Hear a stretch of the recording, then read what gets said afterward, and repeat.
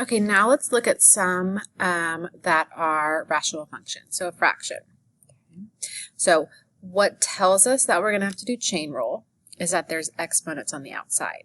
Okay, now even though it's a fraction, we can't do quotient rule because we've got the exponents on the outside.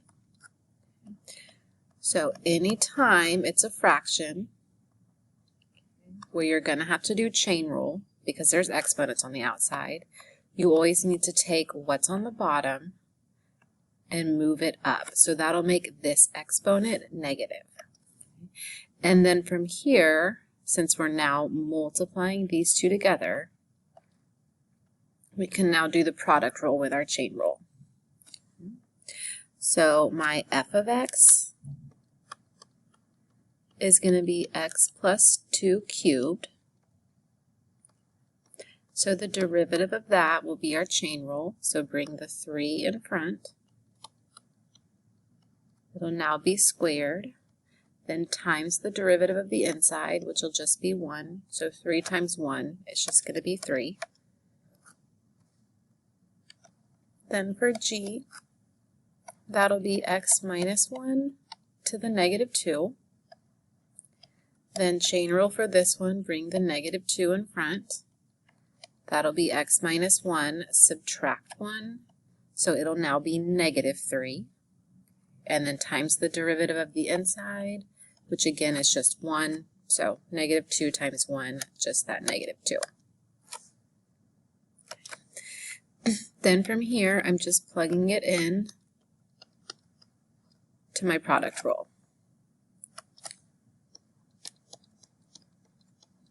So we're going to have x plus 2 cubed times negative 2 x minus 1 to the negative 3. Okay. And then we're going to simplify this. So really all we need to do is just take the coefficient, the negative 2, and move it to the front. So I'm just going to go ahead and do that now. So that'll be a negative 2 from this one times x minus 1 to the negative 3. Then we've got to do f prime times g, so that'll be this times that. So 3 times x plus 2 squared times x minus 1 to the negative 2. And there's nothing we can multiply together, and our coefficient is already in the front, so there's nothing I need to do to simplify this one. Now we need to look for our GCF. So negative 2 and 3, they don't have anything in common, but the x plus 2's, the smaller exponent, is 2, so I can bring out an x plus 2 squared. Then the x minus 1's, negative 3 is a smaller number than negative 2, so from the x minus 1's, I can take out negative 3 of them. Then so this is what's going to be in the front. So we'll have x plus 2 squared times x minus 1 cubed. Then we're going to write what's left from each part. Okay, sorry, this is x minus 1 to the negative 3. So that part's gone from this one. From the x plus 2, I only took out 2 of them, so 1 less than this. So there's going to be 1 left here. So I'll have negative 2 times x plus 2.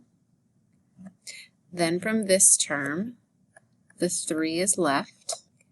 The x plus 2's, I took out all of them. Well, here I didn't take out all of these. Okay, I took out an x minus 1 to the negative 3. So this is 1 less than this one. So that means there's going to be 1 left. There will always be 1 left of each of these. So on the negative exponent ones, this number, what we take out, will always be 1 less than that. So that's why there's 1 left here. And then my last step is just to distribute. So that'll be 2x minus 4 plus 3x minus 3 and combine like terms. So over here, I've got my GCF. So x plus 2 squared.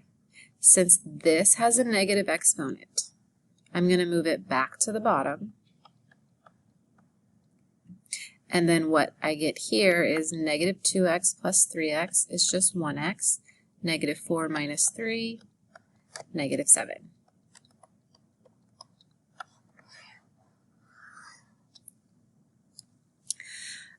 Let's work through one more of these product chain rules with fractions. Okay, so I know I'm going to have to do chain rule because I've got an exponent on the outside. Okay, so if it's a fraction and you have to do chain rule, before you can do chain rule, you have to move it up. Now, since these parts are multiplied together, we can do our product rule. So f is x squared plus 1. Okay, so we don't have to do chain rule here because there's not an exponent on the outside. So we can just do our regular derivative. So the derivative of x squared is 2x. The derivative of 1 is just 0. Then for g, that's 3 minus 4x to the negative 3. So this one, since it has an exponent on the outside, this is where I have to do the chain rule. So we're going to start with the power rule. So subtract 1, that makes the new exponent negative 4, times the derivative of the inside. That part's just going to be 0. This one will be a negative 4. And then I can multiply the negative 3 and the negative 4 to get 12 times 3 minus 4x to the negative 4.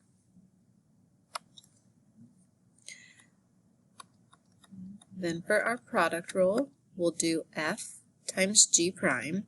So that's going to be x squared plus 1 times g prime. So I'm going to go ahead and just put the 12 in the front, and then 3 minus 4x to the negative 4. And then plus, we've got f prime times g. So that'll be 2x times 3 minus 4x to the negative 3. Then from here, we want to look at our GCF.